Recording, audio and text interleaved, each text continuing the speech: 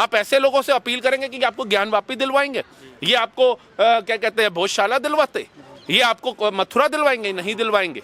ये लोगों से पूछा मजारे सरकारी जगहों पे कैसे बनानी है, ये वो बनवाएंगे। ये लोकतंत्र के मंदिर में जाकर के लिया है, सड़कें जाम करके, सरकारी संस्थाएं जला करके, कत्लेआम बचा करके नहीं लिया है, ठीक है ना। कहते हैं मंदिर है या शिवाला, ये बता ही देंगे जब कोर्ट में खड़े होकर के पत्थर खुद गवाही देंगे।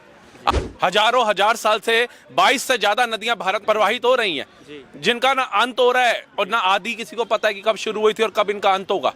माँ गंगा, माँ यमुना, माँ सरस्वती, माँ नर्मदा, माँ अवंतिका, माँ कावेरी, कितनी नदियों के मैं आपको नाम बताऊं? किसी एक का नाम फातिमा बता देते, किसी एक का नाम सोफिया बता देते, किसी और एक का नाम कोई और बता देते। नहीं बता सकते ना। कि देश का जो कलाम की सोच वाला मुसलमान है उसे पता है कि जो आक्रामक आए थे, मोहम्मद गोरी जैसे, मोहम्मद गजनवी जैसे, उन्होंने मंदिरों का विध्वंस किया था। सोमनाथ मंदिर को भी कई बार लूटा गया था, एक बार नहीं लूटा गया था। नालंदा विश्वविद्यालय भी चलाया गया था। ये इतिहास ऐसा नहीं कि हमें पता उनको नहीं। तो भारत के हिंदुओं से गंगा जमुना तहजीब की अगर वो उम्मीद रखते हैं तो फिर कलाम बनो, कसाब मत बनो। अफजल मत बनाओ, अपने बच्चों को अफसर बनाओ। नमस्कार, नेशन 99 में आप सभी का स्वागत है और मैं आपके साथ अनुज मिश्रा। बहुत सालों को लेके तरह तरह की बातें जो हैं वो चल रही हैं सोशल मीडिया पे। इसी के साथ हमारे साथ अभी एक चर्चित चेहरे राहुल जी मौजूद हैं। तो राहुल सर, बहुत साला वाला मुद्दा आपने सुना होगा, तो बहुत साला का आखिर सच क्या मुद्दा है? आखिर क्या इसमें जो अभी प्रतिक्रिया तरह तरह की चल रही है, जैसे कि अभी मौलाना साजिद रशीदी, उनको जानते हैं आप, तो उनका अभी कहना है कि 3-4 वर्डिक्ट के बारे में, कि उन्होंने कहा कि पहले तो ये दावा कर रहे हैं, हिंदू पक्ष के जो लोग हैं वो दावा कर रहे हैं। दूसरा, इन्होंने 1993 में मूर्तियां लाके छुपके से रख दी और फिर उन्होंने कहा कि ये हिंदू मंदिर है। तो इन सब चीज़ों पे और बहुत सी सारी चीज़ें हैं, वो वीडियो में आगे हम बात करेंगे।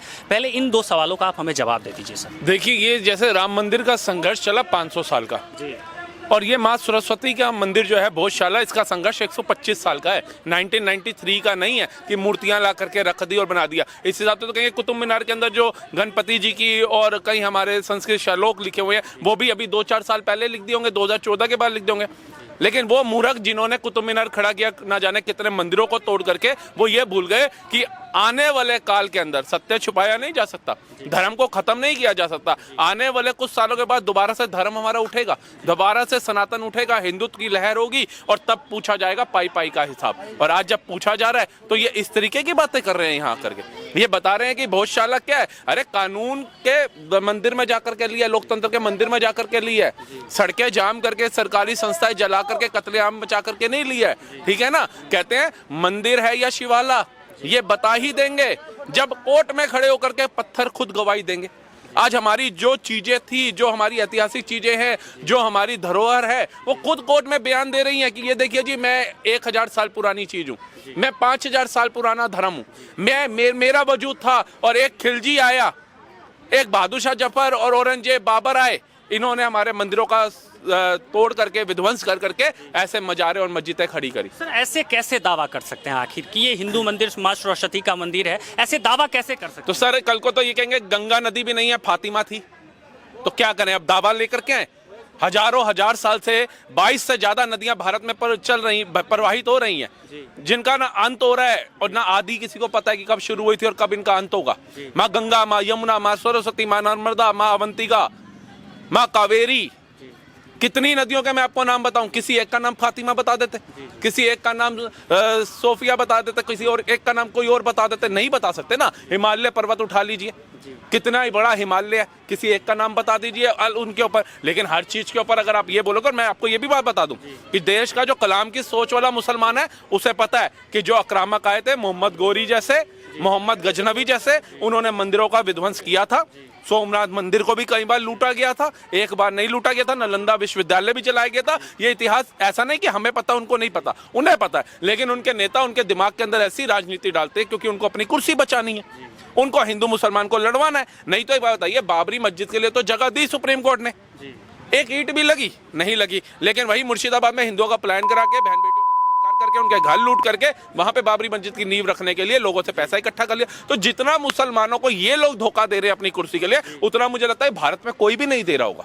तो ये भारत के मुसलमानों को तय करना है कि अगर वो देश के साथ चलना चाहते हैं, उनको लगता है कि 0.1% भी अगर उनका योगदान है भारत के आजाद कराने में, तो भारत के हिंदुओं से गंगा जमुना तहजीब की अगर वो उम्मीद रखते हैं तो फिर कलाम बनो, कसाब मत बनो।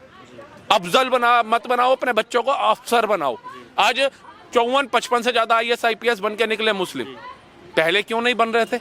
आज सोफिया कुरैशी जैसी हमारी बहन लड़ाकू विमान उड़ाने की उसको इजाजत दी गई जो कांग्रेस कार्यकाल में नहीं थी, पाकिस्तान के छक्के उड़ा करके उड़ाए। क्यों भैया जी? आज ही क्यों?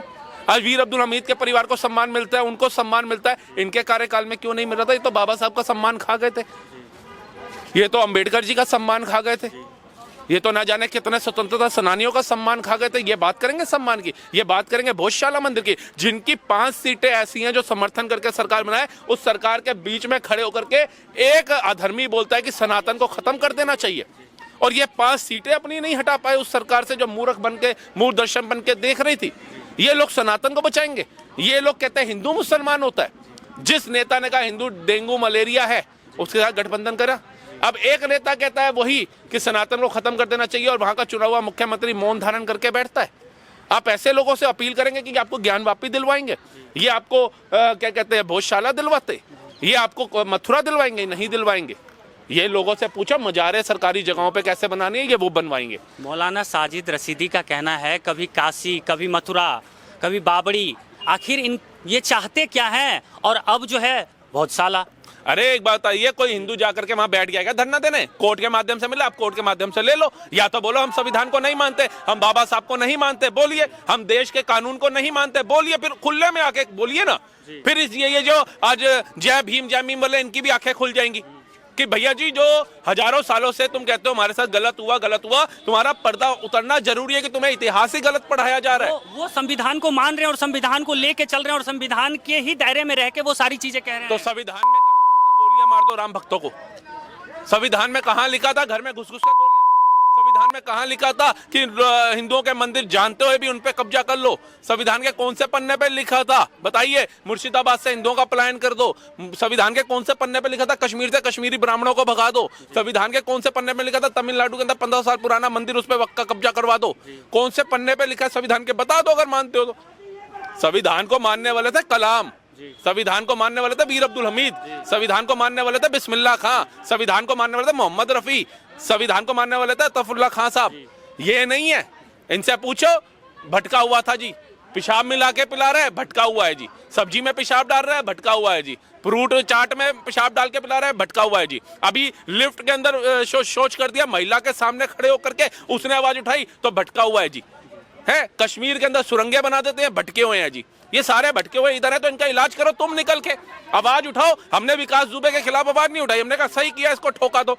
कोई भी धर्म, किसी भी जाति, किसी भी उसके अंदर नहीं होना चाहिए धर्मी लोग और देश को जलाने वाले लोग, देश को साथ लेकर तिरंगे की आन शान के लिए मर मिटने वाले लोग होने चाहिए। लेकिन ये सिर्फ भटका हुआ ना समझ बोल के बच के निकल जाते। तो वैसे तो आप लोगों को एक लाउड स्पीकर से दिक्कत हो जाती है, और यहाँ पे भोजशाला में आपने टाइम डिसाइड किया था कि इस टाइम में नमाज चलेगी, इस टाइम में सरस्वती माता का पूजा होगा। ये कहाँ का शांति और इंसान? एक बात बताऊं, शिवरात्रि आती है ना तो सभी हिंदुओं को पता चल जाता है इस तारीख को शिवरात्रि है और इतने से इतने बजे तक पूजा होगी। कावड़ यात्री कावड़ लेने जाते हैं ना तो उनको पता चल जाता है जल अभिषेक का समय क्या है, ठीक है ना। वो उसी समय अपने स्थान पे पहुंच जाते हैं, अपने निवास स्थान पे, कि उन्हें जल अर्पित करना है, ठीक है ना। शिवरात्रि हो, जन्माष्टमी हो, दशहरा हो, दिवाली हो या नवरात्र हो, सभी को पता होता है कि इतने से इतने तारीख तक नवरात्र है, इतने से इतने दिन हमने व्रत करना है। तो मुसलमानों को बखूबी पता है, क्योंकि वो जितने पक्के अपने धर्म के, मेरे को लगता है कि अच्छे लोग नहीं है। हम भी कभी कभी हनुमान चालीसा पढ़ने में थोड़ा वो कर जाते हैं, हम भी कभी कभी नवरात्रों में व्रत रखने से चूक जाते हैं, लेकिन वो नहीं चूकते। तो बताइए फिर उनको लाउड स्पीकर में बताने की क्या आवश्यकता है जी? 5 टाइम का नमाजी, उसे बताने की आवश्यकता नहीं होनी चाहिए जो खुदा का नेक बंदों का। सर कि जब आप लोगों को लाउड स्पीकर से दिक्कत है तो फिर आपने कैसे ये भोजशाला में? हमें सर एक बताइए, आपके घर में कोई बुजुर्ग है जिंदगी मौत से लड़ रहा है और आज की डेट में अंदर डीजे बंद है, हमारे जगराते होते थे, तारा रानी की कथा तक चलते थे, बंद हो गए क्योंकि भैया लोगों को दिक्कत थी, बुजुर्ग रहते थे, बीमार थे, कई लोग नहीं शोर सुन पाते थे, उनको भजनों की आवाज से भी दिक्कत होती थी। आप तो फिर अजान की आवाज की बात कर रहे हैं। जो आप सोचिए, हिंदुओं ने नहीं बर्दाश्त किया क्या? उनके जागरण खत्म हो गए, उनकी माता रानी की चौकियां खत्म हो गई, उनके कई त्योहार खत्म हो गए कि भैया डीजे नहीं चलेगा, डीजे नहीं चलेगा तो स्पीकर नहीं होगा, स्पीकर नहीं होगा, माइक नहीं होगा। आप सोचिए, आज दिल्ली जैसी राजधानी में नहीं हो रहे जगराते माता रानी के। आप बताइए, मेरे यहाँ पे 36 सालों से जगराते हो रहे थे, लेकिन जब से सुप्रीम कोर्ट का ऑर्डर आया बंद हो गए। 10 बजे के बाद चलाओ पुलिस आ जाती है। घर में आप सारी जिंदगी पाई जोड़ो अपने बच्चे की शादी के लिए और थोड़ा सा उसके लिए आप डीजे लगाओ तो पुलिस आ जाती है। क्या करोगे आप किससे? मौलाना साजिद रशीदी का कहना है कि जितने भी लॉ एंड ऑर्डर तो उनके अंडर आती है तो वो अपने हिसाब से चला रहे हैं। मैं संविधान को मानता हूं, लेकिन ये 2-3 चीज़ें जो थी उन्होंने कहा कि भाई सबसे पहले तो उन्होंने 1993 में एक मूर्ति उठा के रख दिया और ये हिंदू मंदिर होने का दावा कर रहे हैं। उसके बाद कोर्ट ने जो सुनाया है फैसला, भाई उससे हम सहमत हैं, उसको हम इनकार नहीं कर रहे हैं। लेकिन कोर्ट के फैसले के बाद भी जो हमारे मुस्लिम पक्ष के बड़े बड़े बुजुर्ग नेता हैं, AIMM के अध्यक्ष असदुद्दीन ओवैसी हो गए, वो भी इनकार कर रहे हैं इस फैसले से। आखिर उस पर क्या कहना? आप ये बताइए, राम मंदिर का फैसला आया था, उन्होंने स्वीकार किया था? नहीं जाएंगी। एक बूंद गिरा तो बता दीजिए। अबू धाबी में बन गया कट्टर इस्लामिक कंट्री है वो, वहां खून की नदियां बहाने की बात नहीं हुई, वहां हिंदुओं की हत्या नहीं हुई। भारत जैसे देश में जहां 80% हिंदू हैं, वहां पे हिंदुओं की हत्या हो जाती है सिर्फ वोट बैंक के चलते हुए। और मैं कह रहा हूं, चाहे ओबीसी हो, चाहे मौलाना रशीदी हो, चाहे कोई भी हो, आप मुसलमानों को बलगलाने का काम करते हैं। आप कभी इनके मुंह से आपने सुना? आप तो पत्रकार हैं, हर जगह जाते हैं कि अपनी बेटी को सोफिया कुरैशी बनाओ, इस्लाम का नाम रोशन होगा, आपके परिवार का नाम रोशन होगा, बेटे को वीर अब्दुल हमीद बनाओ, कलाम बनाओ, सुना? लेकिन नहीं, जेंजी जगाओ, भारत को जलाओ, सड़कों पे उतर जाओ, ये तुम्हारा धर्म भ्रष्ट कर देंगे, ये तुम्हारा वो कर देंगे, प्लान कर, सिर्फ मुसलमानों का भविष्य खराब करना है तो इनके पास चले जाओ। लेकिन आज भी देश के अंदर कई समझदार लोग हैं जो इनको नहीं सुनते हैं। लेकिन मंदिर के पक्ष में जो फैसला आया वो साफ साफ इनकार कर रहे हैं। सर, मंदिर के पक्ष में जाएंगे तो इनकी कुर्सी गिर जाएगी। आप क्या बात कर रहे हैं? जिस दिन इन्होंने मंदिर के पक्ष में खड़े हो गए, हाँ भाई ये ठीक है जी, हिंदुओं का था, कोर्ट के माध्यम से मिला, हम स्वीकार करते हैं, उस दिन कुर्सी चली जाएगी। इनकी कुर्सी टिकी इस बलबूते के ऊपर हुई है कि ये मुसलमानों को जब तक लड़वाएंगे नहीं हिंदुओं से, तब तक इनकी कुर्सी सक्षम कैसे होगी? जैसे बीजेपी पे दाग लगा दी कि वो हिंदुओं की पार्टी है। अरे हिंदुओं की पार्टी होती, रामपुर में सबसे ज्यादा मकान मिल जाते हैं मुसलमानों को। हिंदुओं की पार्टी होती, 3200 करोड़ रुपया हमारे देश के बजट से मिल जाता है इनको। आप बताइए, बीजेपी हिंदू मुसलमान नहीं, वो देश में शांति चाहती है। और ये बीजेपी नहीं, हर एक नेता, हर एक इंसान चाहेगा कि देश में शांति का माहौल हो, हमारा देश जो है विकसित हो। लेकिन कभी आपने अलग समुदाय को, अखिलेश यादव की धर्मपत्नी को क्या बोला मौलाना रशीदी जब वो मस्जिद में गई तो टिप्पणी कर पाया कि नंगन बैठी थी? क्या FIR हुई? क्या उसके ऊपर केस हुआ? क्या 2 शब्द बोले? जो इंसान अपनी धर्मपत्नी की मान सम्मान को नहीं बचा पा रहा, वो कह रहा है जी हमें मुख्यमंत्री बनाओ, देखो हम यूपी को कैसे चांद तक ले जाएंगे। अरे यूपी उत्तर प्रदेश से उत्तर प्रदेश बन गया, यूपी की जनता नहीं पूरा भारत बोल रहा है, तुम्हें बताने की आवश्यकता नहीं है। तो पहले अपने परिवार के लोगों को वो करो। और मौलाना रशीदी हो या ओबीसी हो, चाहे कोई भी हो, इनको अगर हित की बात करेंगे तो ये बीजेपी की बी टीम हो जाती है। और अगर ये ऐसे बयान देंगे तो अपनी कुर्सी भी तो बचानी है भैया इन लोगों ने। तो ज्ञान वापी के लिए तो जगह मिला था, तो क्या आपको लगता है कि यहाँ पे बहुत साल के लिए जगह मिल सकता है, या उसी में पार्टीशन होगी, या फिर कुछ ऐसा? कोर्ट तो कह रही है, लीजिए ना, जगह लीजिए, बना लीजिए। अब देखिए कोर्ट भी हमारी कितनी बड़ी है कि चलो मुस्लिम भाई जो हैं देश में दंगा ना फैलाए, आगजनी ना हो, नफरत ना फैले। आप एक काम करिए, सरकार को हम लिख के देते हैं, इनको इतनी जमीन दे दीजिए ताकि हिंदुओं की आस्था बरकरार रहे, क्योंकि वो 125 साल पुरानी है भोजशाला की आस्था। ये नहीं है कि 12 साल पहले मोदी जी आए और उन्होंने वहां पे कह दिया जी भोजशाला हिंदुओं का है। 125 साल का संघर्ष है, आप उसको ठुकरा देंगे क्या? नहीं ठुकरा सकते। तो कम से कम देश के अच्छे सच्चे मुसलमान को भाईचारा अगर निभाना है तो ऐसे ही निभेगा, नहीं तो भैया फिर बरेली में फट्टे बजे, अभी पश्चिम बंगाल में फट्टे बजे ना, फिर कहीं और फट्टे बजेंगे, फिर मत बोलना। चलिए, बहुत बहुत धन्यवाद। आप अपनी राय हमें कमेंट सेक्शन में बताइएगा और वीडियो को ज़्यादा से ज़्यादा शेयर कीजिएगा, क्योंकि आपने राहुल मेहता जी की राय सुनी है बहुत सालों को लेके, और इस पे आप क्या कहना चाहते हैं वो कमेंट सेक्शन में जरूर बताइएगा। धन्यवाद। मैं NS 99 से